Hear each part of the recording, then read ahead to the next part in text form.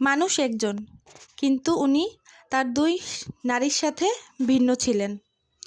একজনকে উনি 7-8 বছরের সংসারে এতই মুগ্ধ করে রেখেছিলেন যে মৃত্যুর পরও উনি হুমায়ুন আহমেদ বলতে অজ্ঞান। আর একজন ওনার সাথে দীর্ঘ 8 বছরের সংসার করেছেন। উনি অনেকগুলো বাচ্চার জননীয়। বাচ্চারা বড় হয়ে যাওয়ার পর মুভ অনও করেছিলেন, অথচ বেচারি সারা জীবনই প্রথম জনের থেকে পাওয়া কষ্টগুলো বয়ে বেড়াচ্ছেন।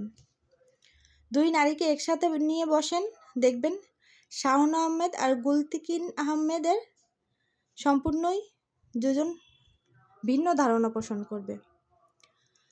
আসল কথা হচ্ছে, পুরুষ মানুষের সর্বশেষ শখের নারী হওয়া ভাগ্যের ব্যাপার।